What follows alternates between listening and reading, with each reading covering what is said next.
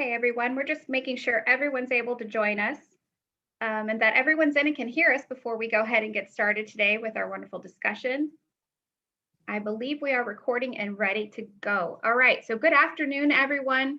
My name is Marina Gonzalez. I'm the president and CEO of the San Antonio Hispanic Chamber of Commerce, coming to you live from our new office with the Public Works Building at the county here on South Probant in San Antonio. We're excited to be here today and welcome our Congressman Henry Cuellar to the call this afternoon. Thank you, Congressman, for taking time out of your busy schedule. It has definitely been a busy time there in DC, and I'm sure in your hometown in Laredo. So we're very appreciative that you're here with us today. We have many members on the call that are very excited to learn about the recent $900 billion coronavirus relief bill that recently signed into law. And here at the Hispanic Chamber, as you know, you're a dear friend of ours, and we have many of our small businesses that are eager to learn about some of the resources that we can help bring to them to keep their doors open. So the purpose of our discussion today is to inform our members of the funding and policy changes in the bill for small business recovery from this pandemic that is ongoing. And before I introduce our congressman, I do want to go over a few housekeeping rules. If you've joined some of our webinars in the recent months, then you know how we do things here. But if not, if you are newer to our webinar series, then I will let you know we are using the Zoom webinar platform. If you want to submit a question, please do so using the Q&A feature. We are going to do our best to get to all of your questions as our time permits towards the end of the segment. But we do want to hear from you, and we want to have the opportunity for the congressman to answer your questions as well. So without further ado, it's my honor to introduce Congressman Henry Cuellar and tell you a little bit about him before we hand over the floor to him. So he is serving his 8th term in the U.S. House of Representatives, proudly representing Texas's 28th congressional district, which includes Laredo, Mission, Rio Grande City, and of course, San Antonio, here where we're at. Congressman Cuellar supports equal opportunity for both men and women of all backgrounds. His legislative principles are based on the belief that education, family values, and hard work should open the doors to new opportunity for Americans. He has served as the only Texas Democrat on the powerful U.S. House Appropriations Committee representing Texas. Thank you for doing that. He is the vice chair of the House Appropriations Subcommittee on Homeland Security and also serves on the Defense Subcommittee and the Subcommittee of Agricultural, Rural Development, Food and Drug Administration, and related agencies. Quite a busy man up there in DC representing his district. As one of 8 children born to migrant farm workers in Laredo, Texas, Congressman Cuellar was raised with a passion for education and an unwavering work ethic, and he has sought to attain his educational goals throughout his lifetime. As the most degreed member of Congress, he credits his education with informing his public service to Texas. He has been an educator, a lawyer, a small business owner, and he currently lives in Laredo, Texas with his 2 daughters, Christy and Katie, and his wife, Imelda. So thank you so much for being with us today, Congressman Cuellar. I know you're no stranger to many of our friends on the call, and we're so grateful for your time. So I will now turn over the floor to you for your opening remarks. Well, thank you so much. And thank you for that kind of introduction, and congratulations on your new office space. And I certainly want to be a supporter to the Hispanic Chamber and certainly appreciate everything you do. I know it's hard right now for small businesses, and we'll talk about some of the things that we've done in Washington, and I think we're going to be doing this year. But first of all, I just want to say thank you, and do want to say also that one of my employees there in San Antonio, Kendall Hayes, is available. So if you all ask me a question, I'll have her answer the tough questions, and I'll take all the easy questions. We're up there in the Garcia, the old post office, and in fact, SBA is right there. So whenever we need anything, Kendall has been great. I know I have some of my former employees. Peter Grayo also is on board. Pete, it's always a pleasure, and of course, all of y'all, to all the small business owners. I am in San Antonio. I've been here since yesterday. This is the first time we've been away from DC for a period of time. You can see I'm not going to brag about my office. I'm actually in my car right now in San Antonio in a parking lot. I was with my daughter, and she had an appointment. I told her I'd be right back, and I didn't get to go to my San Antonio office. But if you will excuse me, I'll go ahead and just start now and highlight about a couple of things. First, as you know, this COVID-19, we haven't seen anything like this since, really 102 years ago. If you looked at what happened 102 years ago, some of the steps that we're taking now were lessons that we learned: the wearing of the mask, social distancing, washing our hands. Some of those lessons from 102 years still apply now. The only difference is that modern medicine and technology now play a big role. As you know, a vaccine usually takes 5 to 10 years to develop. We were able to develop that in less than 1 year. But as you know, and I'll talk about this, I just saw that I missed a call from the governor's office, Chief of Staff Luis Saenz from the governor's office. I was going to talk to him about vaccines. It's important to know that, the vaccines got done, but under the prior administration, they dealt with the logistics, but the logistics was to get it from, wherever the manufacturer might have been, put it in a UPS or Federal Express, and then get them over to a state capital or wherever they had assigned. And that was it. And I think what we should look at is the logistics from a place where the vaccines are developed to the arm of the individuals, because as you've seen, the rollout of the vaccines once they hit the state has been a little difficult. So I put all that just to give you a preview, but I'll talk about what we've done in the last year. So I'm a member of the Appropriations Committee. I've worked with Will Hurd. Will Hurd is a good friend of mine. He gave up, being in Congress. He looks very happy. I talked to him the other day. He sounded very happy. We miss Will Hurd. They did put the new freshman, Tony Gonzalez, in the appropriations, and he and I have a couple of things in common. It's a small world. So we have developed a good working relationship, and hopefully it'll be a relationship like I had with Will Hurd in the appropriations, because the appropriations, I'm the only Democrat in the state of Texas, and actually in the surrounding states. And this committee is very important for so many reasons, and I'll go over some of the reasons, but I'm focusing on the COVID-19 relief. So we went ahead and passed the CARES Act 1 legislation, as you know, and that was a large amount of money, $2.2 trillion back in March of last year, or around that time.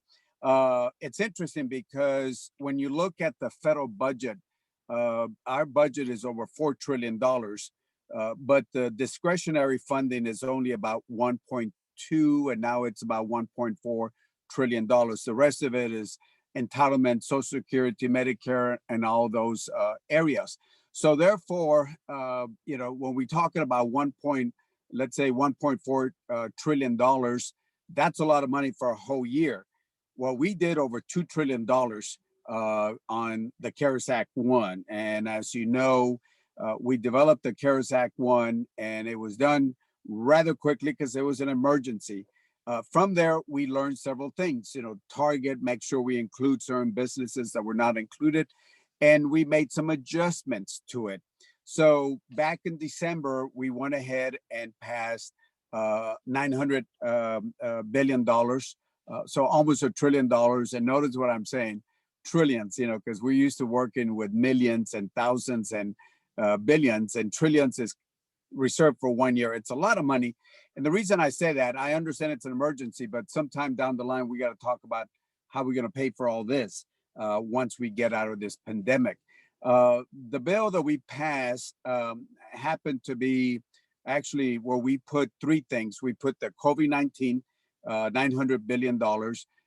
We also put some authorizing legislation there, and on COVID-19 and other items. And then we had the appropriation bill, the omnibus appropriation bill. That was put on a bill that I had, my bill, House Bill 133, that dealt with how do you improve the economic partnerships between the U.S. and Mexico. So that bill that I had passed the House and had passed the Senate became the vehicle for everything that we did in December. Now, the question is, what's the big difference between what we did CARES Act and this time, where there were several things. First of all, on the unemployment went down from $600 to $300, and I thought that was important because there were some people that, quite honestly, said, "I make more money staying home than actually going back to work." And I talked to a lot of businesses that wanted to get their employees back, but they said some of them are staying home because they're getting more money staying home. So we adjusted that one bit at all.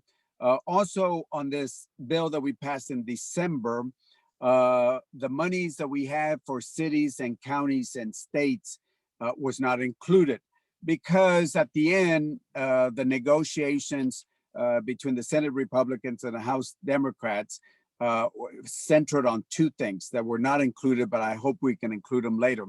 One, do we send money to cities, counties, and states? That was one. And as you know, President Trump and the Republicans kept using New York, California as an example, saying, "Oh, they're not managing their monies, and we're not going to send them any monies." But that affected Texas, that affected Oklahoma, and affected the other states. So that was a question. They didn't want to send money to cities, counties, and states. We wanted to do that. So that was something that the Democrats wanted.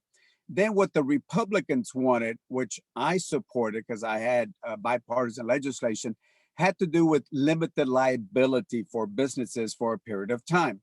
That is, if you're a small business owner or a university, you follow all the rules, then you should not be, they should not be able to just file a lawsuit if somebody, a customer or somebody gets sick, if you follow all the rules.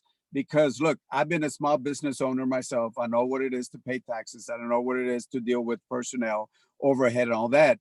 But I've never run a business in the middle of a pandemic. So to all of y'all that are running a business, I have to say that, I have to congratulate you because, you really are working under very difficult times right now.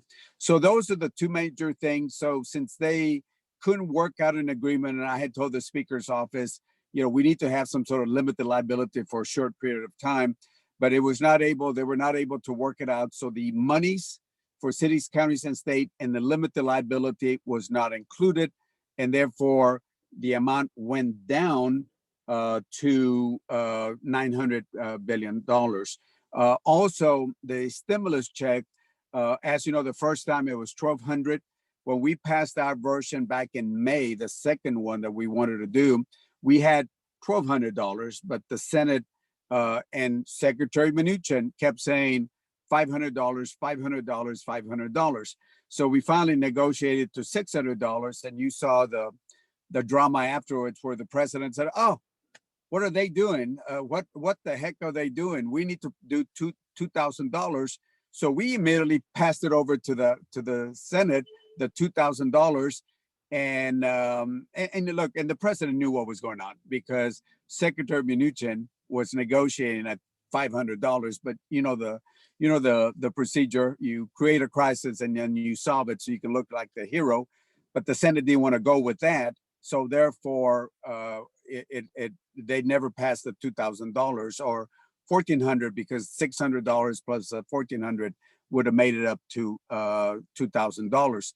So we negotiated that, and I'll talk about what's in there, but I want to give you what I think might be coming up soon.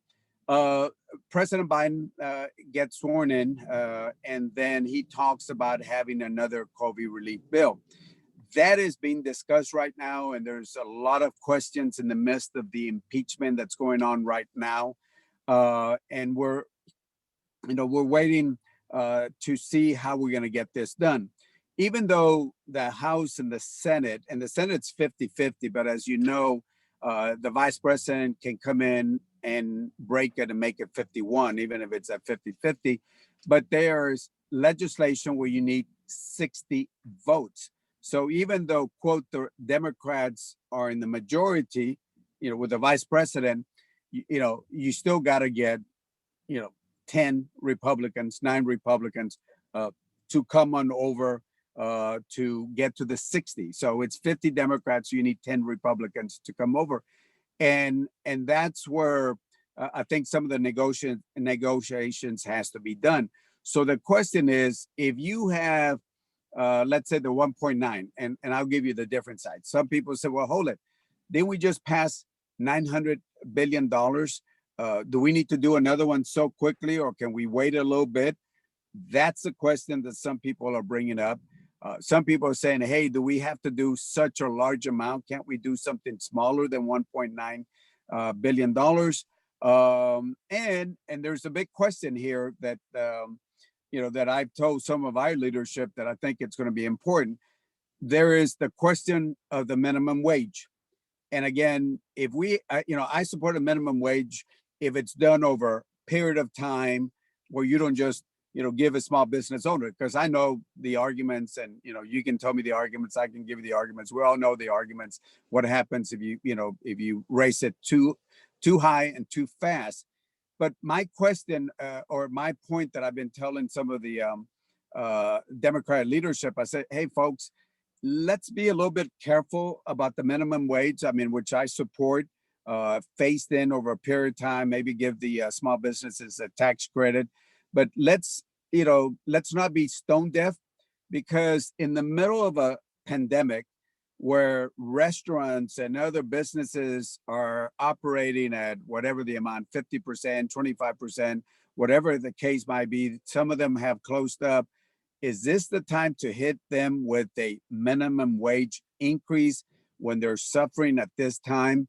And we have to balance that up. But as you know, in my party, I do have some folks that are just diehards. And, I, as a former business owner, I have to look at how do we balance that? I mean, certainly we want to help the workers, but we cannot be stone deaf to the the situation that the small businesses are in.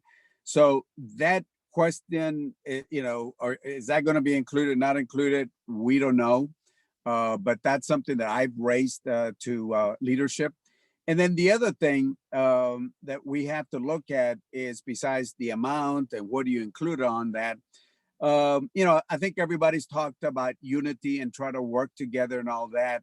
So to get something done, you can propose something.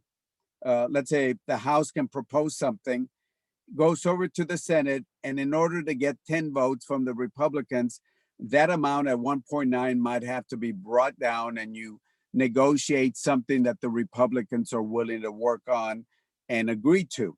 That's one approach. Or there is a procedure called budget reconciliation, which means that you can do certain things. It's for revenues and taxes, which you could include the COVID-19, the president's COVID-19 in there, and you could push it, and then all you need is simple majority in the House and the Senate. And what that happens, and the Republicans have done that, and I'm not saying just because the Republicans have done it doesn't make it right for the Democrats, but the Republicans have done that, Democrats have done that in the past. It's a procedure where you have a period of time that you can come in and do a budget reconciliation to get certain things, where you can get certain things passed under simple majority. So the question is, do we negotiate with the Republicans, or do we ram it through with a budget reconciliation without taking the Republicans in consideration? I, again, have expressed my opinion to leadership, and I said, the president talked about unity, President Biden is talking about unity, everybody's talking about unity. I think the American public wants us to see us working together, and let's try to work something out with the Republicans. Now, if the Republicans take a position after a good faith effort that they are going to just try to make the president look bad and not succeed, then we can look at budget reconciliation. But I don't want to say the first step is to ram something through without any Republican votes, because budget reconciliation is usually party vote on that. So anyway, those are some of my thoughts. I can go on and on, but I like to see if I'll take questions, but I actually want to hear comments, if you don't mind, because before just answering questions, let's hear what people might have to say about the situation, because I want to get input about some of the questions that I just brought up myself. Absolutely, Congressman. And thank you so much for those opening remarks and giving us a really good picture of kind of where we're at strategically with getting some more relief done, and where your thoughts lie. We are asking for questions. We have formatted some of our questions today based on our input during our outreach to our members to organize this event. So I will start with one of our questions that someone submitted. So speaking of President Biden, we are under a new administration. There's a lot of changes. Of course, you spoke a little bit about what that strategy is right now, based on the differences from previous administrations to now in that transition. He has recently issued a series of executive orders related to this pandemic and economic recovery. And so, in line with what we're talking about with this next round of corona relief, what are your thoughts on the orders, these executive orders, and do you agree with them? What do you think is missing? Well, certainly when the executive orders are used, it's a way that a president can do certain limited things. I mean, as you know, certain things will have to come to Congress, but there are certain things that he's done, and I think anything that he's focused on dealing with the COVID-19 and how we address it is extremely important. It's extremely important. When you look at COVID-19, as I mentioned a while ago, a vaccine usually takes 5 to 10 years. We were able to develop this vaccine, our best medical minds, scientists out there, military, civilians, were able to develop vaccines in less than a year, which is pretty amazing. But I think they lacked on the logistical part. That is, as you know, they had a military person, the prior administration had a military person say, I am in charge of logistics. And when I first heard that, I said, darn, that's really good. The problem is the logistics only covered going from the production of the vaccine. Remember they were saying, oh, the first UPS, the first Federal Express and all that, we're going to get it over there as soon as possible. And they would go over to wherever the state were storing, let's say Austin for right now, as an example, because that's where the decisions were made. And that was it. The federal government stepped back after that. The problem with that is I think the federal government needs to be involved from the place where the vaccines are done all the way to the arm of the individuals. Because as you know, even though states, and I say states, not only Texas, but just states, especially since I have to call the governor's office in a few minutes, but all states, some did a better job at preparing, because think about it, we had about 10 months. The states had 10 months to prepare for this. It wasn't like, hey, from today to tomorrow, you got to get those things. But as you know, the rollout has been very difficult. I've heard from people in San Antonio. I've heard people in the rural areas, Floresville, Zapata, Laredo, Mission, everywhere. So the rollout has been difficult. And I think the federal government has to be involved. And as you know, some of the executive orders that have come out saying, hey, we got to get the National Guard involved. And I think the federal government will be able to reimburse some of those costs. So when the state, and in fact, I'm preparing a letter right now, I have to look at the draft after this phone call, the Zoom call, is to ask the state of Texas, hey, I know about 1,000 of those guards were in DC to protect from that, the situation that we had up there during the inauguration. And so they're back, but I think we need to activate the National Guard and the State Guard, so this way they can get involved in setting up vaccination centers and helping with the vaccines. And I think if you look at some of the states like West Virginia and some of the other states that have done a good job at trying to get more of those vaccines, they actually have brought their guards in, their guards, the National Guard in. So, that is one thing. Those executive orders are good. As you know, the president said he's going to up the number of vaccines. And at one time he was talking about, we're going to do 1 million vaccines a day. And if you think about it, 1 million vaccines a day is a lot. If you look at 1 million vaccines in 30 days, in 1 month, how many are they? 30 million vaccines. That's a lot. But what's the population of the United States? 330 million individuals. So that tells you the tremendous work that we have to do. So the president has up now the number of vaccines, and so we can get them out, produce more. I think he's going from 7.5 million a week to about 10 million. So that extra one will hopefully, get to the states, and so we can get them out there. So those executive orders are important. There's some, for us in the border, the wall is something I've been fighting about, the wall. But at the same time, I don't like the wall, but I'm a big believer in making sure we have equipment, technology, and personnel to secure the border, because the last thing you want, and I know San Antonio felt it, not only the border, but you had some of those immigrants that were here in San Antonio, and the cities and the counties and the nonprofits here, Catholic Services. I just talked to them, Antonio, yesterday from the Catholic Service in San Antonio. Everybody has to, do this. So again, we wish we could take care of the whole world, but it's hard to do that. And so there are some things that he's done that I agree with. There are some things I disagree. For example, Keystone pipeline. I disagree with that. Because that takes jobs away, and again, I believe in protecting the environment, but I wish he would have not done that. So he's done some executive orders that I agree with, some things I don't agree with, but that's the way it is. You can't agree with somebody 100% of the time. Numbers of executive orders. I was looking up at the number of executive orders. President Trump did a lot, but if you look at the history, people like Ronald Reagan did more. I think he was probably number one. Then I think it was President Clinton after that. And then you had a couple people, and then you had Ronald Reagan. So I think Trump kind of emphasized the big old documents, and now everybody's following him. But actually, Ronald Reagan actually did more executive orders, followed by President Clinton.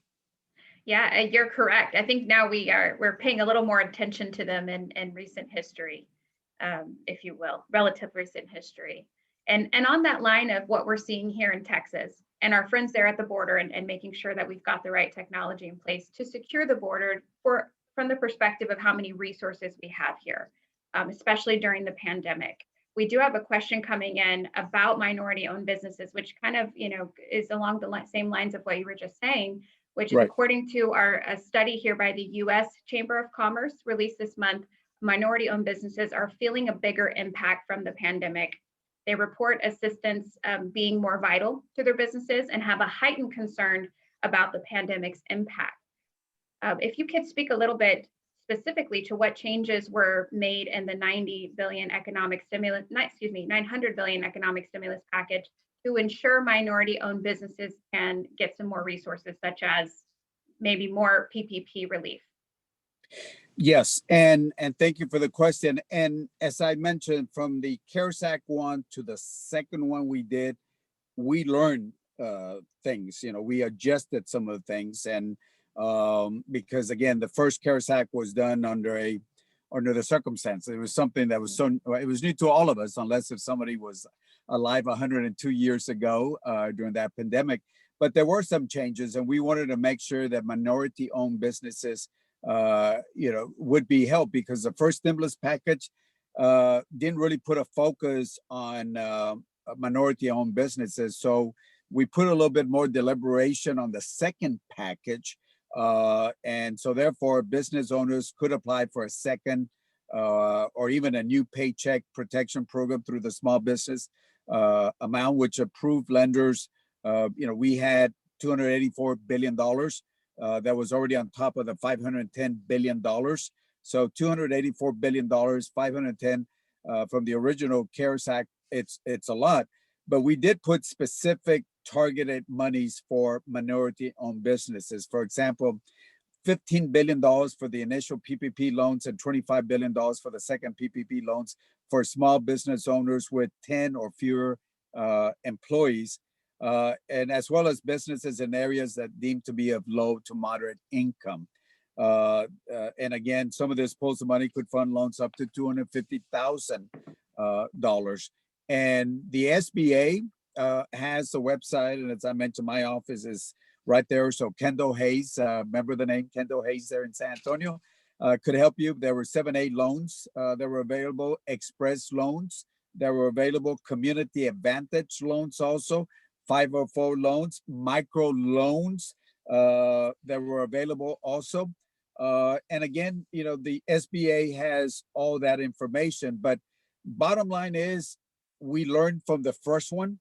The first one was, hey, let's get it done. And we heard so much, from small business owners, minority business owners, non-profits, including chambers. Make sure we included chambers. We included the media also.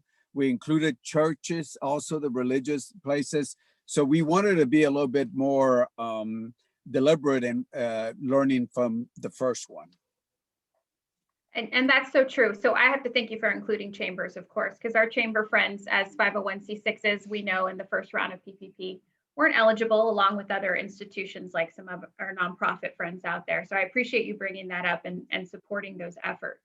I do have another question. We're on a PPP roll here. We've got a lot of questions about that. So I'm going to keep going. Are expenses paid with the PPP loan proceeds deductible? That's a very technical question. Yeah, I don't know if we have. Go ahead, yeah, Congressman.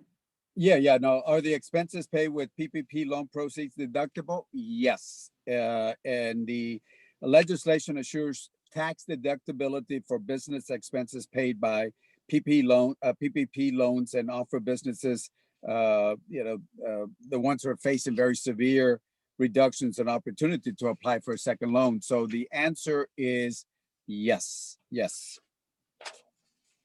Wonderful to hear. We're getting another question here. We're going to switch gears from PPP for just a minute and talk about the President Biden's proposed 1.9 trillion economic stimulus package, of what you think the proposal is, the likelihood that it will be passed by Congress. Well, I think it's going to pass. The only question is, I don't know what form and whether it's going to be with Republican support, which I hope it's with Republican support. If we get, the 1.9, if we get some of the Republicans, I think some of them might say, well, let's lower this amount down a bit. So it might be a smaller version included. If the Democrats say, you know what, we're just going to do it without the Republicans, then the votes are there under the budget reconciliation, which allows us to do certain things in a short period of time with simple majority. Because remember, the key is the 60 votes in the Senate. The Senate has certain rules. In the House, it's pretty much, you pass almost everything through simple majority. There's a couple of exceptions, but it's basically simple majority. The Senate is 60 votes, and there's 50 Democrats, and you need 10 Republicans. So if they want to do a budget reconciliation, all you need is a vice president, and it's done. But again, as I said, that might leave a bad taste in everybody's mouth, in the sense that if you do that, then the Republicans say, well, look, Democrats don't need us. They're not going to work with us. We're just going to oppose everything they do. And then we might win this first victory. But then after that, if we need 60 votes, you know what's going to happen. It's going to be very hard to get those votes. So the answer is yes, we are going to do something.